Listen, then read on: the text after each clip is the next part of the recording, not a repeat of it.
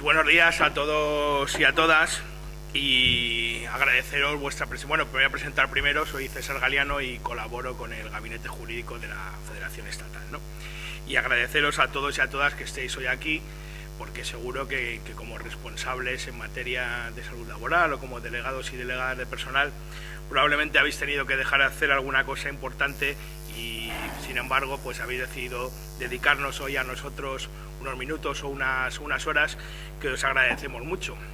Siempre, por otra parte, siempre es un motivo de alegría venir a Canarias, ¿no? Sobre todo para los que venimos desde climas más fríos y para mí especialmente porque yo empecé a trabajar como trabajador de hostelería aquí, no exactamente aquí en Tenerife, pero sí en la Isla del Hierro, ¿no? Que también tiene mucho encanto y siempre pues satisface volver a esta tierra. En relación, y ya para centrarnos un poco con la tarea que nos ha traído aquí, con esta guía de salud laboral, pues agradecerle también a Miguel Ángel, ¿no? Que de alguna manera es cooperador necesario en que esto haya visto la luz, el que confiara en nosotros, y ha sido un punto importante, ha sido un reto, ¿no? Porque, como todos sabéis, nuestro sector, que está compuesto tanto por las áreas de hostelería como de comercio y de juego, las actividades y profesiones que lo componen son heterogéneas, ¿no? Esto quiere decir que no todas tienen rasgos en común o no demasiados rasgos en común. Un contable de un establecimiento hotelero, pues puede que la vigilancia de la salud sea distinta y sea más parecida a lo mejor a un trabajador de un banco, una cuestión parecida, y sin embargo tenga poco que ver con una persona que trabaja, por ejemplo, en una línea de cajas o como reponedor o reponedora en una gran superficie, ¿no? Eso ha hecho que al plantearnos el realizar este trabajo hayamos tratado de hacerlo de alguna manera transversal, ¿no? Que no sea específico para ninguno de los tres sectores, pero sin embargo que sirva para todos y cada uno de ellos pues como primera herramienta de acercamiento a la actividad de vigilancia de la salud, que es tan importante, ¿no? Y es importante porque la salud laboral es un derecho. Y en esta época de recorte de derechos que a nadie se escapa, pues es importante que los defendamos y que defendamos todos aquellos que están a nuestro alcance. Y la salud laboral, la vigilancia de la salud laboral es uno de ellos.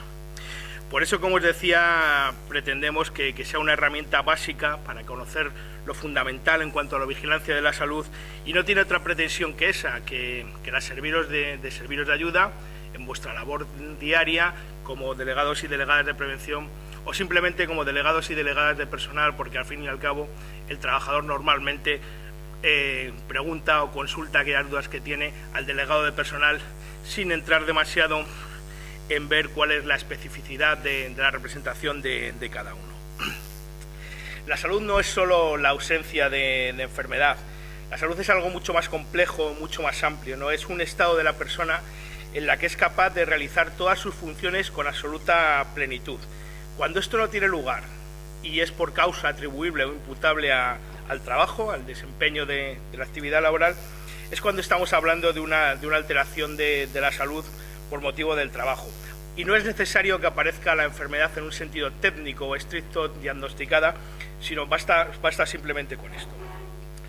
La salud se configura, como os decía, como un derecho y en una doble vertiente. De un lado es un derecho social y de otro lado es un derecho individual. Así lo reconoce la Constitución española, en el artículo 43, cuando habla de los principios rectores de la política social y económica, y reconoce el derecho a la protección de la salud, atribuyendo además a los poderes públicos el deber de tutelarla y de protegerla a través de las medidas preventivas necesarias y estableciendo los servicios necesarios para ello.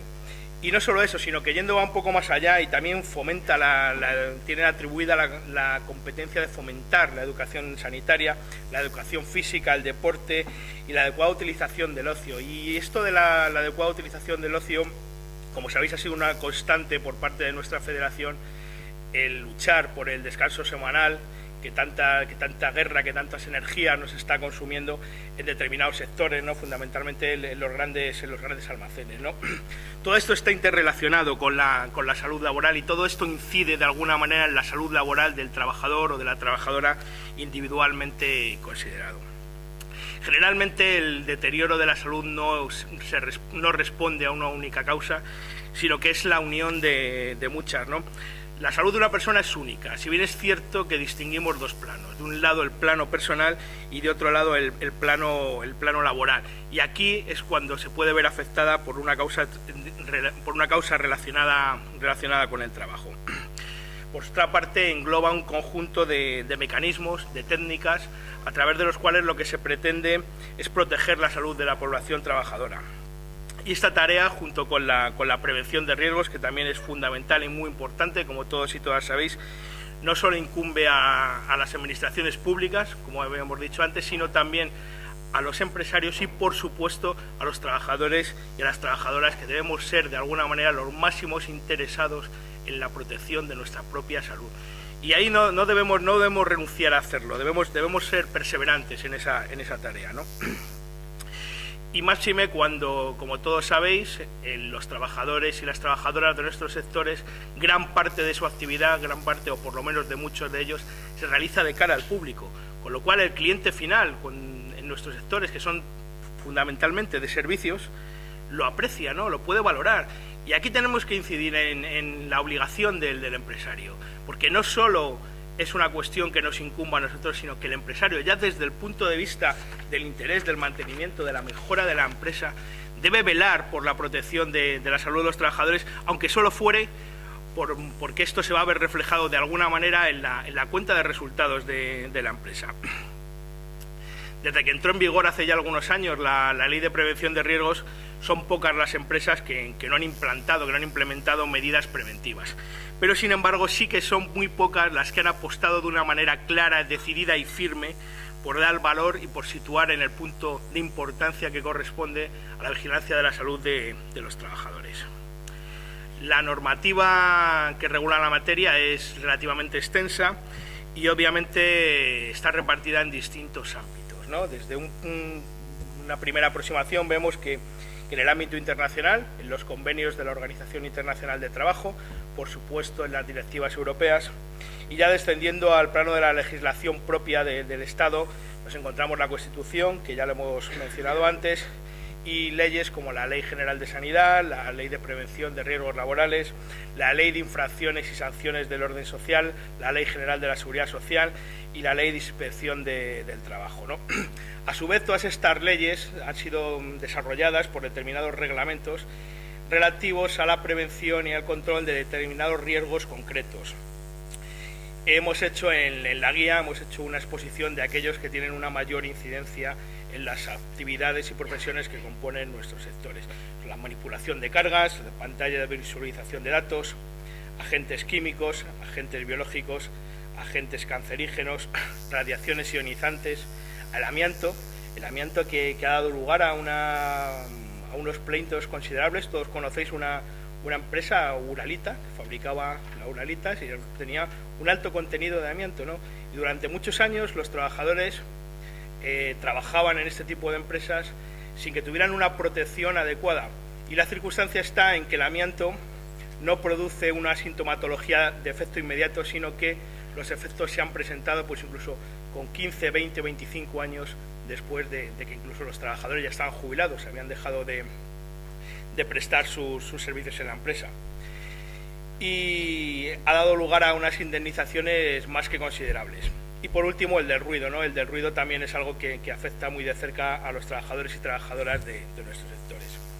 Por dar un concepto, una aproximación conceptual de lo que es la tarea de vigilancia de la salud, podríamos decir algo así como que es la actividad consistente en el estudio de las distintas condiciones de trabajo y el estado de salud de los trabajadores, sin otra intención, sin otro motivo que el de descubrir los posibles problemas de salud existentes y que puedan suponer una amenaza para la salud de los trabajadores. De manera que lo vemos de alguna manera en una doble vertiente, ¿no?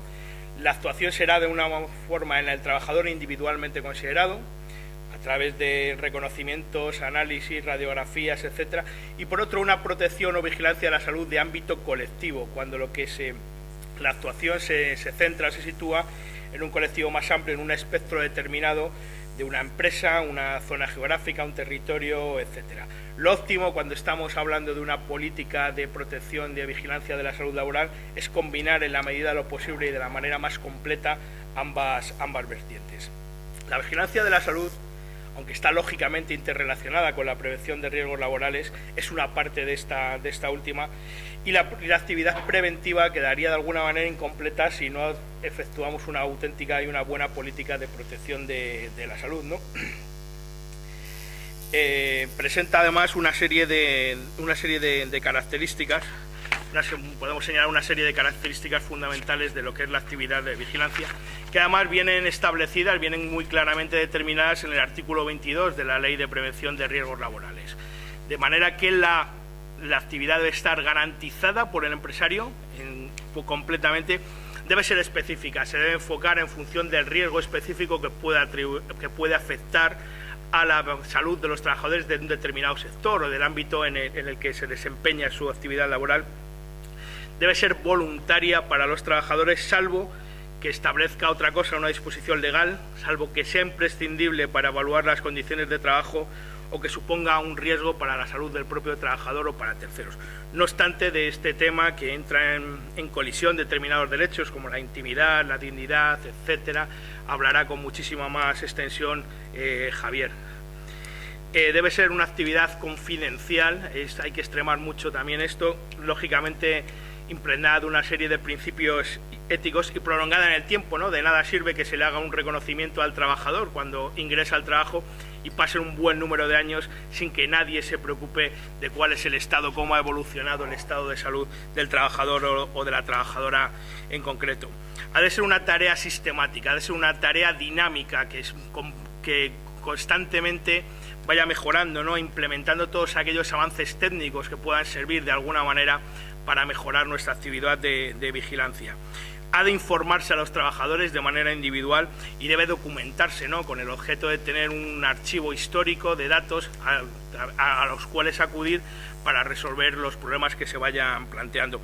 Por supuesto, gratuita y participada. ¿Participada por quién? Por la representación legal de los trabajadores, ¿no? Ahí hay que incidir en que ahí tenemos un campo de actuación y que no debemos cederlo bajo ningún concepto, que debemos estar ahí, que debemos dejar bien claro que nuestra presencia que es un derecho y que estamos dispuestos a exigirlo y a que se cumpla hasta sus últimas consecuencias. Con toda esta actividad de vigilancia y de protección de la salud, lo único que se pretende es conseguir una serie de objetivos, ¿no? Unos objetivos que me voy a permitir enunciarlos siquiera brevemente. Fundamentalmente y en primer lugar sería la detección de daños de origen laboral, accidentes, enfermedades profesionales y cualesquiera otras enfermedades relacionadas con el trabajo, ¿no? Porque, como sabéis, las enfermedades profesionales son un numerus clausus y hay otra serie de enfermedades que provienen de la relación del trabajo, aunque no se consideren como tal. Hay que establecer programas de detección de daños y hay que fomentar una cultura en el centro de trabajo de protección de la salud, y ahí tenemos una tarea importante como delegados y delegadas de prevención. Es necesario que se pretenda un control de los riesgos, no solo de los riesgos laborales, sino también de los riesgos ambientales que de alguna manera puedan incidir más o menos directamente en el desempeño de la labor en el centro de trabajo. Y, por supuesto, formar e informar a los trabajadores lo máximo posible. Esto es fundamental, vuelvo a insistir en esto. Esta es la tarea que nos corresponde a nosotros y en la que debemos incidir con la máxima precisión, con todos los medios a nuestro alcance, consultando, haciendo cualquier cosa que podamos con tal de fomentar que los trabajadores y las trabajadoras estén lo mejor informados y formados posibles. Por supuesto, también se realizan estudios epidemiológicos y la coordinación de los servicios de primeros auxilios que se puedan establecer en las distintas empresas. Nosotros debemos servir un poco de altavoz del conjunto de los trabajadores, porque quizás son ellos quizá no son ellos los que mejor conocen cuáles son las carencias relativas a esta materia y en muchas ocasiones, pues por distintas circunstancias que todos sabéis más que de sobra, no pueden hacerlo, ¿no? Ahí debemos estar nosotros para ponerles voz de alguna manera, para que sus reivindicaciones, sus necesidades pues se vayan viendo atendidas y a la par pues fomentar su participación, ¿no? Y de la manera más activa posible, porque va a ser por el interés de todos. Y un aliado importante, un aliado poderoso puede resultar en esta tarea que tenemos encomendada, igual que en otras, la inspección de trabajo, ¿no? La inspección de trabajo tiene un papel importante en la defensa de la vigilancia de la salud. tiene una doble función, por una parte de control y por otra parte de vigilancia, si bien es cierto que es una función esencialmente jurídica, porque es a través de la calificación jurídica de unos hechos y de la calificación también jurídica de los incumplimientos en que se pueda haber incurrido en su caso, ¿no? Tiene también una vertiente técnica de asesoramiento, pero no el asesoramiento técnico al uso, que podríamos pensar que el empresario acude a la inspección de trabajo y dice: oiga, diséñeme usted un plan de prevención de riesgos. No es esa vertiente técnica. La vertiente técnica no es sobre cómo implantar un plan de vigilancia de la salud, pero sí informando sobre la manera más efectiva de cumplir con la ley y de las consecuencias que pueda acarrear su incumplimiento, que pueden llegar a ser serias, ¿no? Otra de las tareas que tiene encomendadas la Inspección de Trabajo es elaborar informes para la jurisdicción social cuando así les sea requerido, informar a la autoridad laboral en materia, por ejemplo, de accidentes de trabajo, puede ordenar la paralización de actividades en caso de que haya un riesgo inminente para la seguridad y salud de los trabajadores, y puede acudir y entrar en los centros de trabajo libremente y sin avisar, hacerse acompañar de trabajadores, de delegados de prevención y requerir la presencia del empresario o de sus representantes y practicar cualquier tipo de prueba o diligencia que entienda que contribuya a aclarar los hechos o con el motivo de la investigación, ¿no? Es una obligación genérica tanto de empresarios como de trabajadores el cooperar y el colaborar con la actividad inspectora, ¿no? La actividad inspectora se inicia o bien por orden superior, por petición razonada de otros órganos, por iniciativa propia o por denuncia. Y en atención a las denuncias vamos a dar unas breves pinceladas, ¿no? No se tramitarán las denuncias anónimas, las que no sean competencia, obviamente, de la Inspección de Trabajo, las que carezcan de fundamento, las ininteligibles yo creo que esto es una rémora de tiempos pasados, ¿no? Porque hoy más o menos todas se pueden hacer con un ordenador, y aquellas otras que ya estén tramitándose en sede jurisdiccional. Esto un poco en cuanto a la parte más genérica de la guía, ¿no?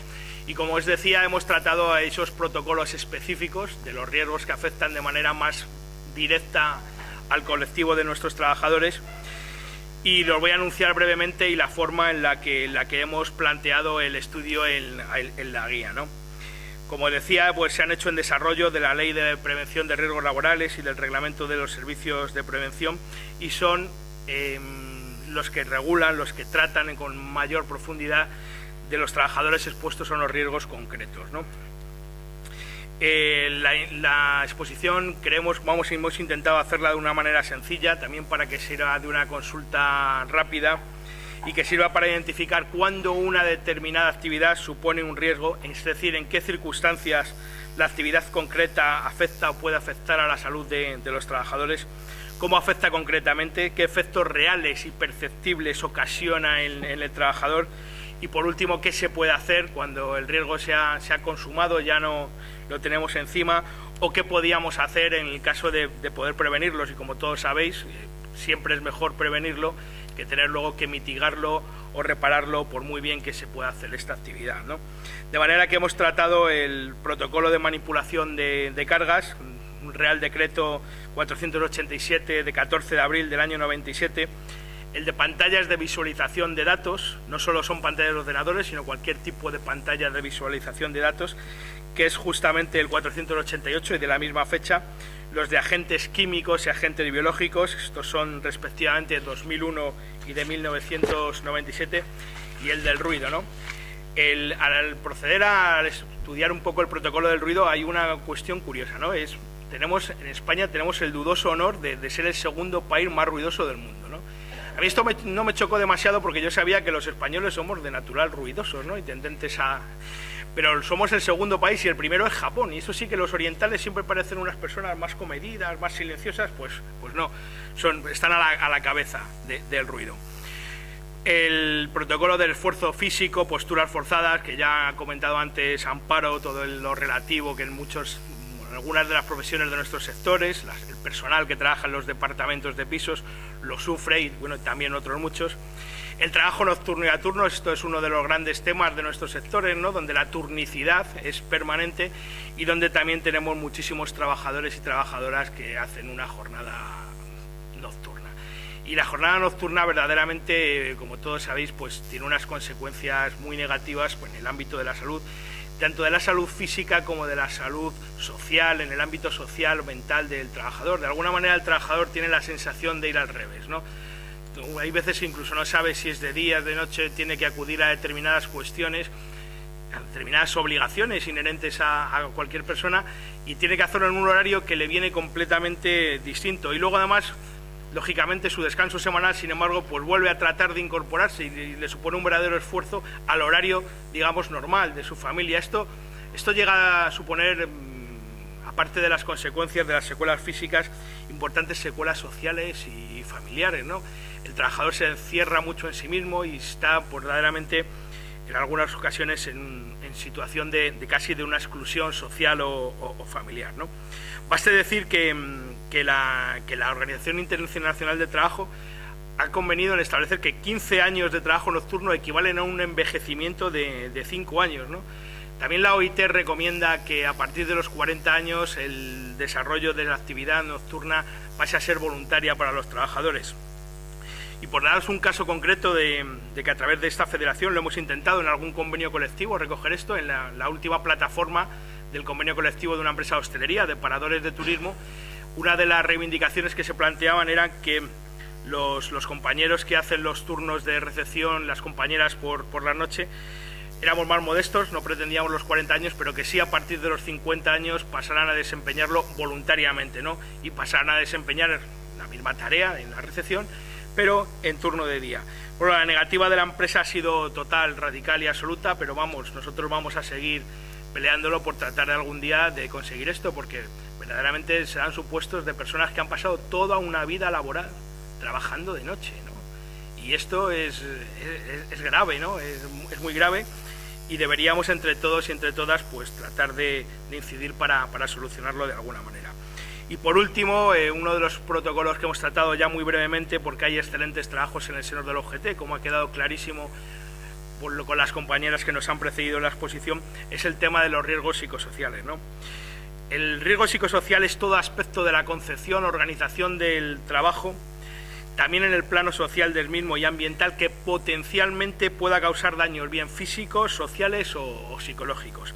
Y lo que sí quisiera mencionar, aunque sea un simple apunte, es la invisibilidad que en ocasiones padecen los trabajadores y las trabajadoras que están afectados por alguno de estos riesgos, que ya se ha plasmado en algún tipo de secuela tanto física como generalmente psicológica, ¿no?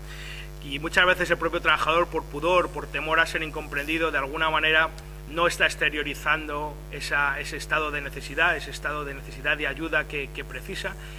Y ahí tenemos nosotros también una labor importante, y es, como se han comentado antes, el tratar de descubrir, el tratar de sacar a la luz esa problemática, ¿no? De que no os quede impune, de que se vea, de que por lo menos se sepa, ¿no? De retratar a quien haya que retratar en su caso y ponerlo bien de manifiesto, que no sea el compañero o la compañera el que lo vaya sufriendo de aquella manera y nadie se entere.